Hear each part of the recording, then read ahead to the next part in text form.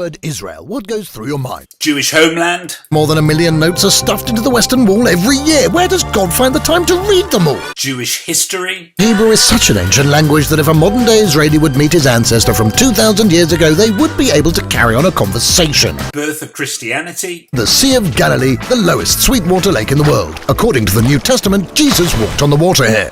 Well, obviously, Jesus didn't get as far as the United States, but the Statue of Liberty did. And can you imagine basically the Americans being denied the ownership of the Statue of Liberty? Or perhaps the Romans being denied the Colosseum? Or the Eiffel Tower being denied as being French? Or the Great Wall of China from being Chinese? All of these things seem ludicrous, as does denying the pyramids belong to the Egyptians. Well, guess what? UNESCO says that the Temple Mount doesn't belong to the Jewish people. Really? Can you explain to me, like I'm an idiot, why you would say that? I need to be reassured that things are not being destroyed in the city. So suddenly the Jews are desecrating heritage sites in the Holy Land. Is that right? The aim of the mission was not to say is Israel an occupying power or not. The whole world knows it. So once again, politics in play. And what's the drivelly excuse? The aim was to say, according to fields of competence of UNESCO, are the historical sites and monuments in UNESCO well preserved, and if restored, well restored according to the rules of restoration. And Israel's response? We will not negotiate and we will not take a part in this ugly game. This game, there is no place for those games here in UNESCO. This noble organization was established to preserve the history, not to rewrite it. So do we feel threatened in any way? The history link between the Jewish people and Jerusalem is so strong that nobody on earth can break it. Israel is filled with peoples from all over the world, some of whom have been there for thousands of years. And yes, they may not just be Jewish, they may have Christian influences or even Muslim influences too. The Samaritans are one such group of people. We are the children of Israelites. We are the children of Israelites.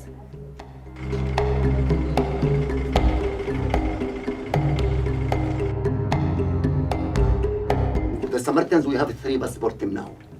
Palestinian, Jordanian, Israelites.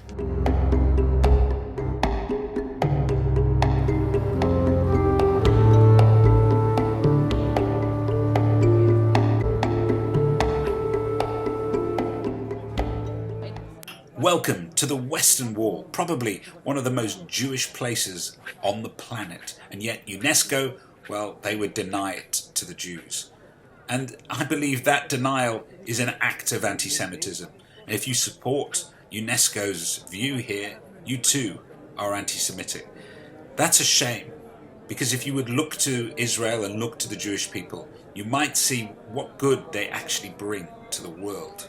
Israel is one of only 8 countries that have sent a satellite into space. The busiest bird migration route in the world goes through Israel. 1 billion birds pass through here every year.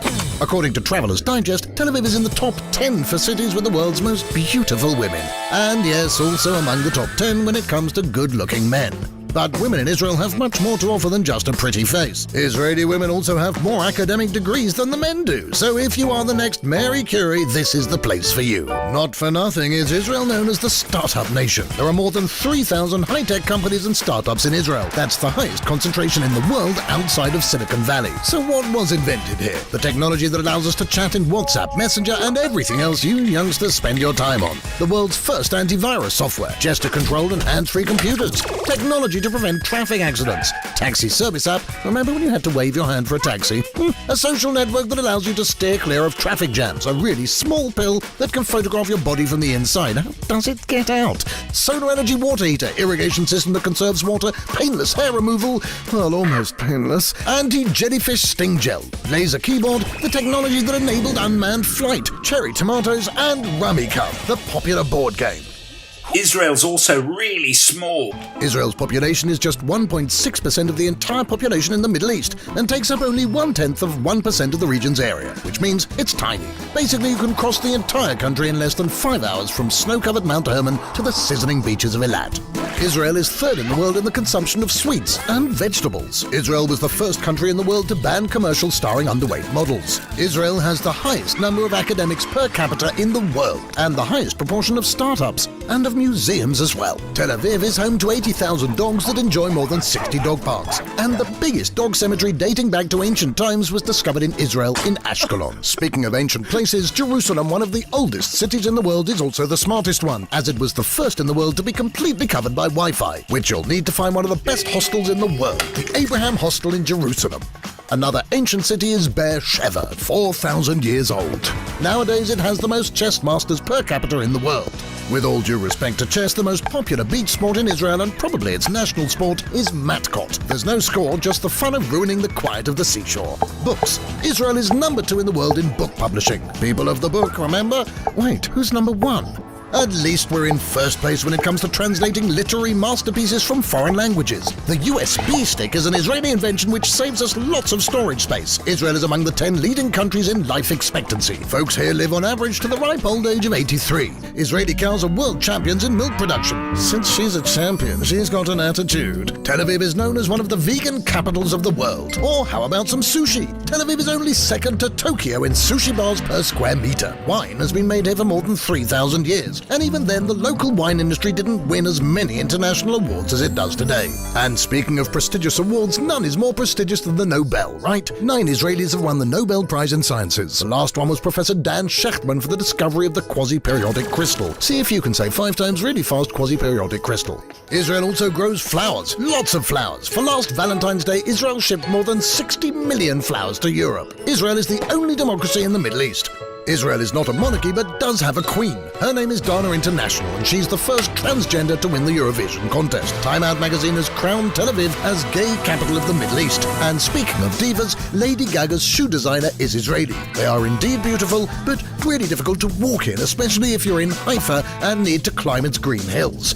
For that, the shortest train line in the world was constructed to take you right to the top of Mount Carmel. And while we're in Haifa, did you know that it is the most multi-ethnic city in Israel? It has Jews, Christians, Muslims, both Sunnis and Shias, Druze and Baha'is. Did you know that Israel is the only place in the world where the number of trees increases year by year?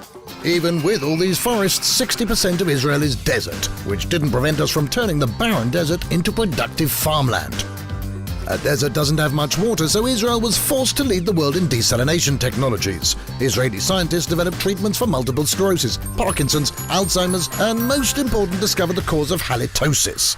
Yes, bad breath. Israelis are also not too shabby when it comes to sports. Maccabi Tel Aviv took the European Championship 6 times. In judo and windsurfing, Israel is an Olympic powerhouse. And if you're still not impressed, what would you say to the fact that the Emmy-winning series Homeland was written in Israel? Have you heard of the Global Happiness Index? Neither had I until now, but apparently Israelis are in the 11th spot out of 196 countries. And if that doesn't satisfy you, maybe you should find someone to talk to about it.